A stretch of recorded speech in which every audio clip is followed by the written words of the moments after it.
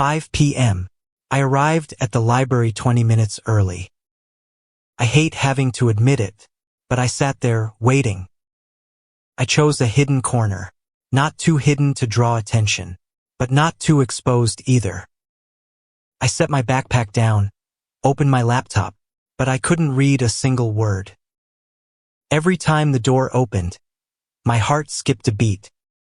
Then, exactly at 5 p.m., Vance appeared. He walked in like always, confident, calm. But his eyes swept across the room quickly, searching. When he saw me, he paused for a second, then walked straight toward me. "You're early," he said, pulling out the chair across from me. "You're on time too," I replied. A safe answer, distant.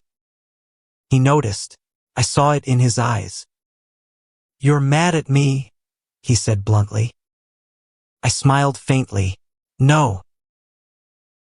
"You're a terrible liar," he answered. I let out a breath, leaned back in my chair. "Fine," I said, "maybe a little." "Because of this morning?" he asked. "I didn't expect you to hug me in the middle of class," I said. "But at least, don't act like I don't exist." "I told you before," he said. "We have to be careful." "I know," I nodded, "but careful doesn't mean cold." He looked at me for a long time. "What do you want from me, Ambrose?" he asked.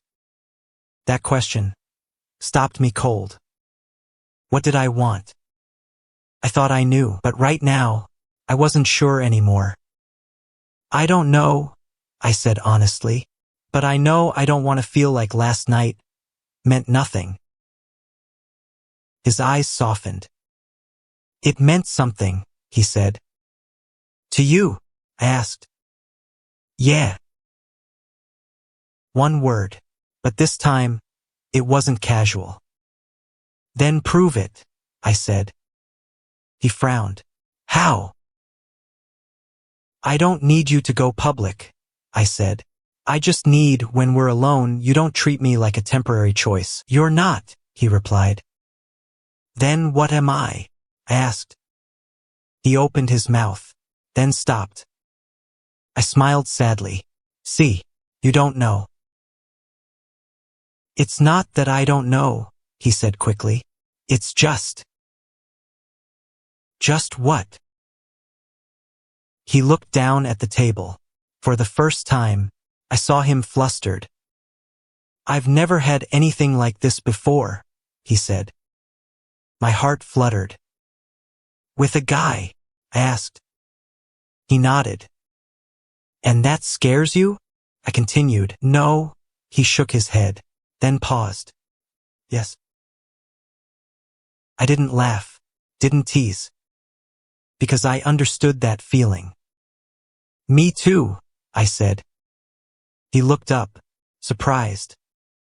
"You think I'm used to this?" I smiled lightly. "No, I just don't want to hide anymore." "And he said slowly, "I'm not ready to stop hiding." That sentence was so honest it hurt. But at least, it was true. "I'm not asking you to change overnight," I said. "Just don't turn me into something you hide and forget when you don't need it." He clenched his hand lightly. "I won't forget you," he said. "I don't want not being forgotten," I replied. "I want to be chosen." The air between us grew heavy. "You're asking for too much," he said. "I'm asking for the bare minimum," I countered. Silence. Tension. Then, "Okay," he said. I froze. "What?" "Okay," he repeated. "We'll try." My heart pounded. "Try what?" I asked. He looked straight at me. "Try figuring out what this is." "But there are conditions," he added. I exhaled. "Of course." No one can know, he said. I closed my eyes for a second, then nodded. Okay. And, he continued, if things get too complicated, you'll pull back, I finished. He didn't deny it. I can't promise I won't hurt you, he said. I smiled sadly. Too late. His eyes faltered. But I still want to try, I said. Then he nodded. So we try.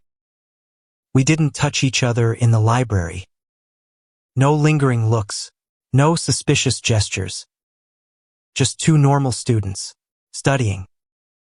But beneath that surface, everything had changed. That night, I got a text from him. Vance, come to my room. No, please. No explanation. I stared at the screen for a few seconds, then replied, Ambrose, okay. The second time, I stepped into his room. And this time, I wasn't standing on the outside anymore. But I didn't know. Every step I took closer to him was also a step, pushing me closer to losing everything. The second time I stepped into Vance's room, everything was different. No hesitation at the door. No feeling of, should I even be here? I walked in, like I belonged there. Vance was standing by the desk, phone in hand. When he saw me, he put it down, without a word. Just looking. The way he looked at me was nothing like that morning. Nothing like in the library. No distance. No armor. Just me. You got here fast, he said. I didn't want to overthink it, I answered. He smirked. Smart. A short silence. Then he stepped closer. No questions. No warning. Just touch. His hand wrapped around my wrist, pulled me in. And this time, I wasn't surprised. I pulled him down first. The kiss was harder, faster. Like both of us were trying to prove something. No more questions. No more what are we. Only feeling. What are you thinking? He asked when we pulled apart. His voice was hoarse. I'm not thinking, I breathed. That's the best part. He smiled softly, for the first time, genuinely relaxed. I like this version of you, he said. I like it too, I replied. We didn't talk much that night. Not because there was nothing to say, but because we didn't need to. Everything between us was speaking for itself. The touches, the looks, and the way he pulled me closer, like I was the only thing he wanted right then. But that was only true when the door was closed. The next day, I was walking down the hallway when I heard laughter. Loud, boisterous. I didn't even need to look to know it was the basketball team. And in the middle of them was Vance. He was saying something. Everyone laughed loudly. A girl touched his arm. He didn't pull away. My chest tightened. That's his ex-girlfriend, someone whispered behind me. I thought they were still hooking up. I stood still. Didn't turn around, didn't look again. Just listened. Vance is always like that, someone else said. Never short on people chasing him. Laughter. I walked away. Faster. Heart pounding. Not from jealousy. Not. Right? Snap out of it, Ambrose. I told myself. You agreed to this. No public. No strings. Just trying. So, what were you expecting? But that night, when I got his text, I still replied immediately. Vance, come to my place. No period. No explanation. Just like last time. And just like last time, I still went. The days that followed became a loop. During the day, we were two strangers. In class, in the hallways, in everyone else's eyes. He was Vance. I was Ambrose. Unrelated. At night, everything flipped. He called. I came. The door closed. And we were no longer strangers. I knew it wasn't right. I knew, but every time he touched me, all reason disappeared. Until one day, everything started to crack. It was a Friday afternoon. I was sitting in the cafe near campus, laptop open, but I wasn't doing anything. Just waiting. I had texted him. Ambrose, you free tonight? No reply. 1 hour, 2 hours. Nothing. I told myself, he's busy. It's no big deal. But that feeling wouldn't go away. By evening, still no message. No, come over. No, not tonight. Nothing. I stared at my phone screen, then put it down. Okay, I whispered. This is exactly what you agreed to. But around 11 p.m., my phone vibrated. My heart jumped. Vance, sorry, busy. That was it. No explanation, nothing more. I stared at the message. For a long time. Then typed. Ambrose, no problem. I sent it. But this time, I didn't feel okay. The next morning, I saw him at the basketball court, practicing. I stood far away, watching him. He was smiling, talking, like always. No sign that last night he had been busy. My heart went cold. And for the first time, I asked myself, am I really trying? Or am I just an option when he's free? That question started eating away at me. Little by little, the question didn't disappear. It wasn't loud. It didn't explode. It just stayed there, smoldering. What am I to Vance?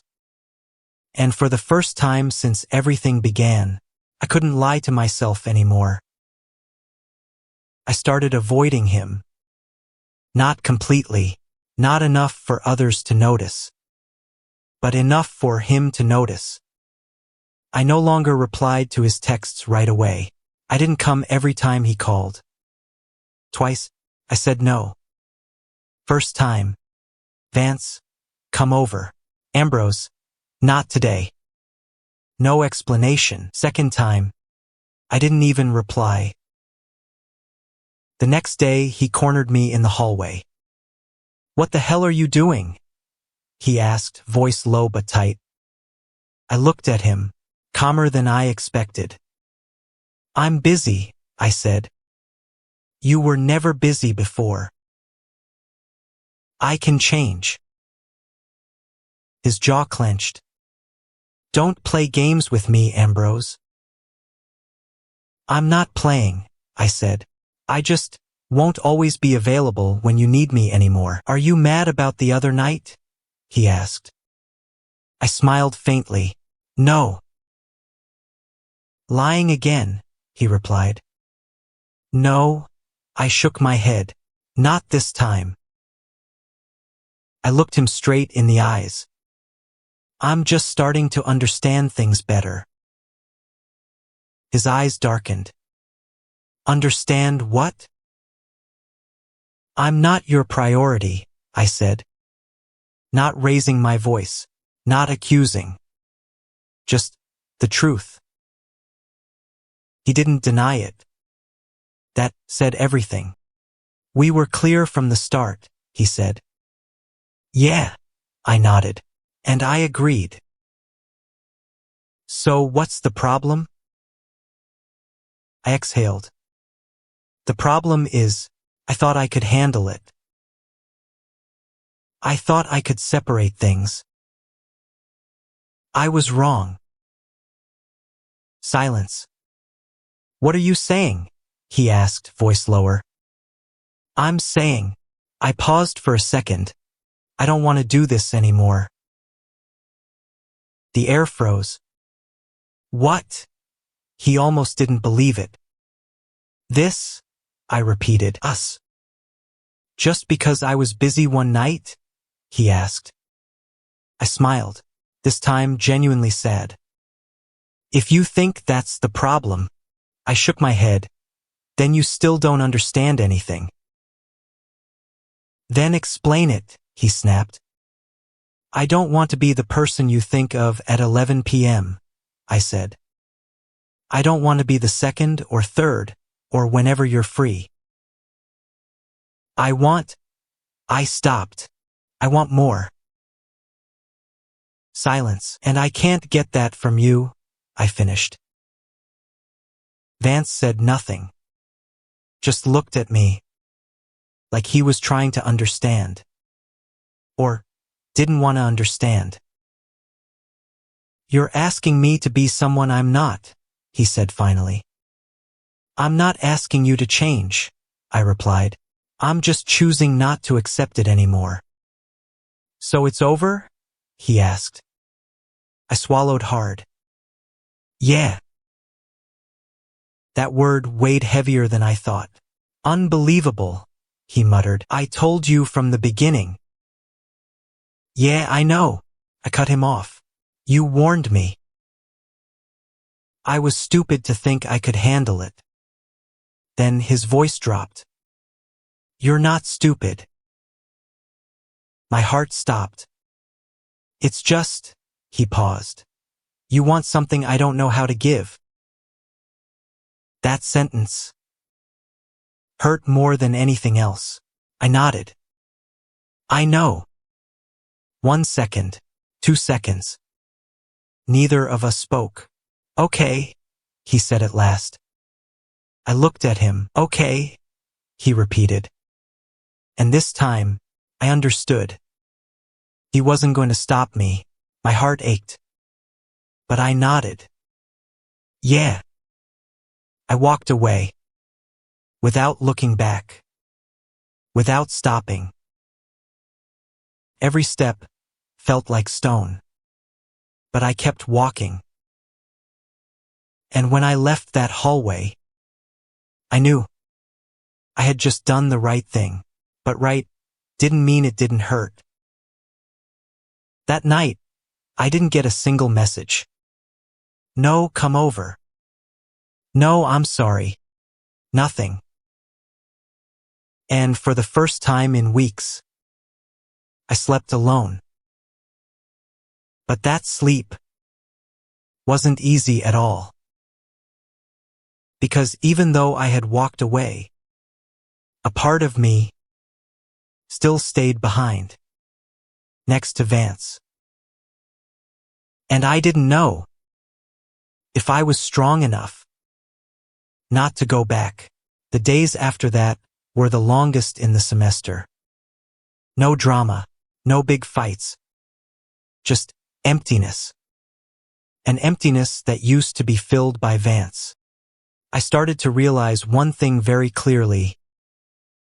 It wasn't the kisses I missed. It wasn't the touches. It was the feeling of being chosen. Even if only at night. Now, I wasn't chosen anymore. And that made me feel like I had disappeared. I threw myself into studying. It sounded cliché, but really, I had nothing else to do. The library became the place I spent the most time. I sat there for hours, not because I was suddenly super dedicated, but because Vance wasn't there. But avoiding someone on the same campus. Wasn't easy. I still saw him. From afar. At the basketball court. In the hallways. In the big lecture hall we had accidentally signed up for together. We didn't speak. We didn't look at each other. Like two strangers. But my body didn't cooperate. Every time he appeared, my heart still raced, my stomach still twisted. It was infuriating. One afternoon, I was sitting in the library when someone pulled out the chair across from me. "Can I sit here?" I looked up. A guy, light brown hair, friendly eyes. "Sure," I nodded. "Thanks," he smiled. We were quiet for a while. Then he said, "You're in econ class, right?" I looked at him. "Yeah." "I see you there." "Oh, you always sit in the third row left side." I raised an eyebrow. "You observe pretty closely." He laughed. "I just noticed." His name was Daniel. We started talking more. At first about assignments. Then about other things. Music, movies, normal stuff. Daniel was easy to be around. No tension, no games. Just comfortable. A week later, he asked me out for coffee. I hesitated, not because I didn't want to, but because I wasn't sure I was ready yet. But in the end, I said yes. A small, cozy cafe. We sat across from each other. Daniel talked a lot, and I listened. Not out of politeness, but genuinely. There was a moment when he stopped, looked at me. "Did you just break up with someone?" I froze. "What?" "The way you keep checking your phone," he said gently, "like you're waiting for someone, but don't want to admit it." I laughed. "Are you a psychologist?" "No," he shrugged. "Just, I've been there." Silence. I looked down at my coffee. Then exhaled. "Not exactly a breakup," I said. "Just the end of something that never really started the right way." Daniel nodded. "Sounds familiar." We didn't dig deeper. But there was an understanding. When I got back to my room, I felt a little lighter. And for the first time in many days, I didn't think about Vance right away. But that didn't last. 3 days later, I was leaving the library when someone grabbed my hand. I turned around. Vance. My heart dropped. "We need to talk," he said. His voice wasn't like before. Not cold, not distant, but tense. I pulled my hand away. "Not necessary." "Yes, it is," he said immediately. "I don't think so." He stepped closer. "Ambrose." Just one word. But it made me stop. "Please," he added. I closed my eyes for a second, then opened them. "I'm starting to be okay again," I said. "So don't ruin it." And then he said, I saw you with that guy. My chest tightened. Daniel. I didn't answer. You were smiling, he said. His voice had something strange in it. I'm allowed to smile, I replied. With him? He asked. I looked him straight in the eyes. You don't have the right to ask that. Silence. His jaw clenched. You replaced me pretty fast. That sentence hit like a punch. I didn't replace anyone, I said, because there was never anything to replace. He stayed quiet. And for the first time, I saw him hurt, but that didn't make me feel any better. Vance looked at me longer than usual. Not the sharp, cold look, not the dominating one from before, but a look I had never seen on him. Lost. You really think that? He asked. His voice lowered. I had nothing to replace? I squeezed my own hand lightly. I think, I paused, we were never something that could be named. He smiled, but this time, there was no humor in it. So what was everything between us? I looked at him. For a long time. Something that hurt me, I said. No hesitation. No dodging. He was silent. And that answer was enough. A breeze passed through the hallway. Students walked by, laughing and talking. Life kept moving. Only we stood still. I didn't mean to hurt you, he said finally. I know. Then why did you? Because you still did. I cut him off. He looked at me. No argument. I was clear from the beginning, he repeated. I also said I understood, I replied. But understanding doesn't mean not feeling. So what do you want from me now? He asked.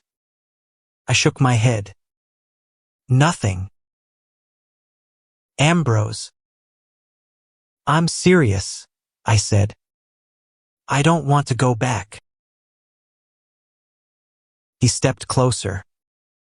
But I do, he said. My heart stopped. What did you just say? I want to go back, he repeated. Not like before. I looked at him, disbelieving. You can't, I said. You're not that kind of person. Maybe, he nodded slightly. But I can try. I laughed. Not because it was funny, but because it was too late. Why are you trying? I asked. For me. Or because you don't like seeing me move on? He didn't answer right away. That made everything clear. I'm not a competition you have to win, I said. And I'm not something you realize the value of only when you're about to lose it. It's not like that, he said quickly. Then what is it? I asked. Silence. I miss you, he said softly. 3 words. Like, but they hit the weakest spot in me. I closed my eyes for a second. My heart raced. Don't do this, I whispered.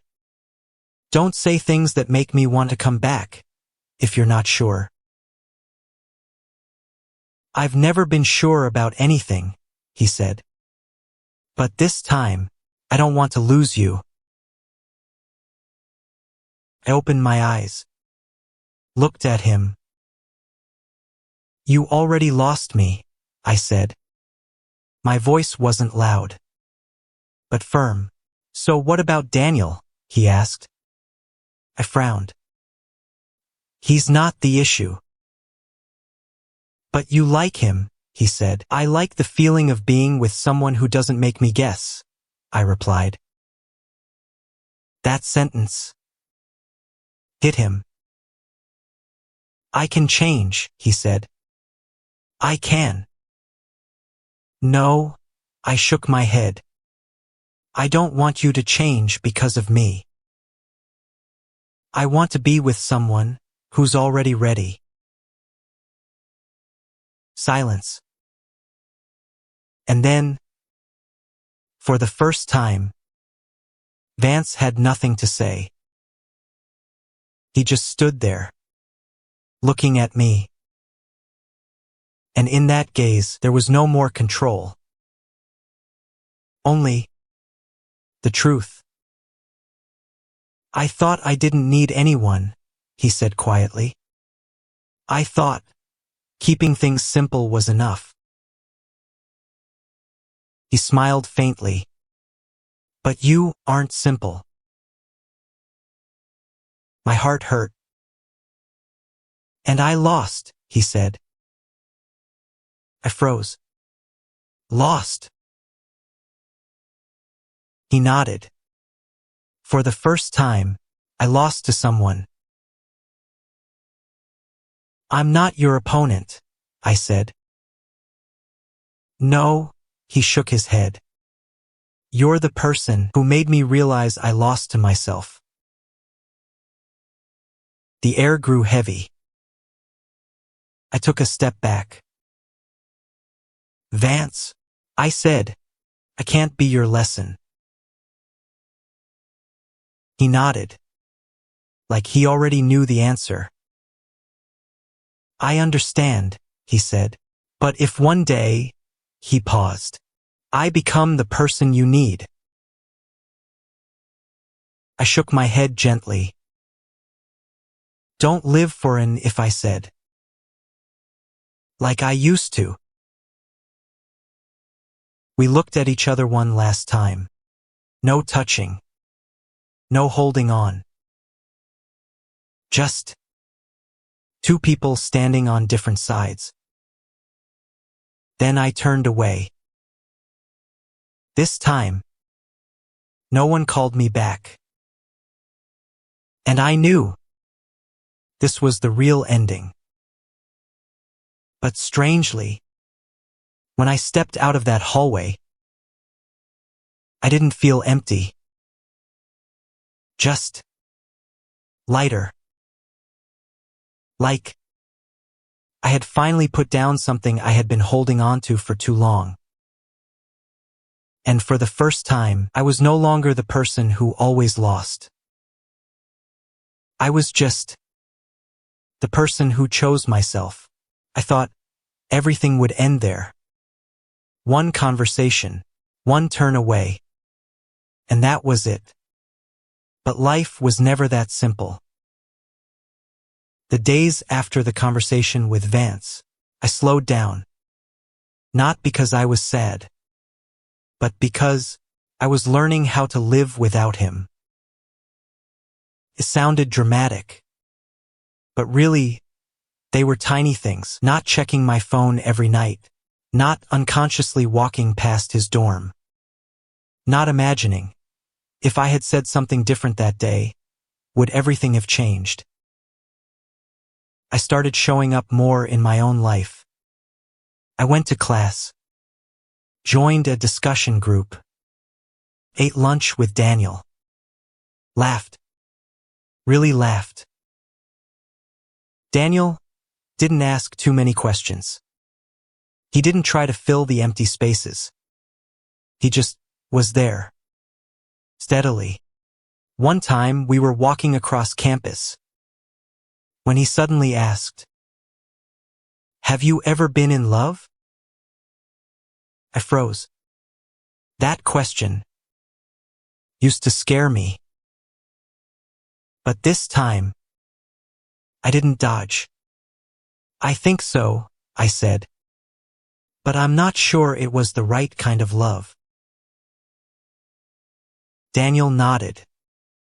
Love is rarely right from the start. I got a lot of things wrong, I admitted. Then that's good, he smiled. I frowned. Good? Yeah, he shrugged.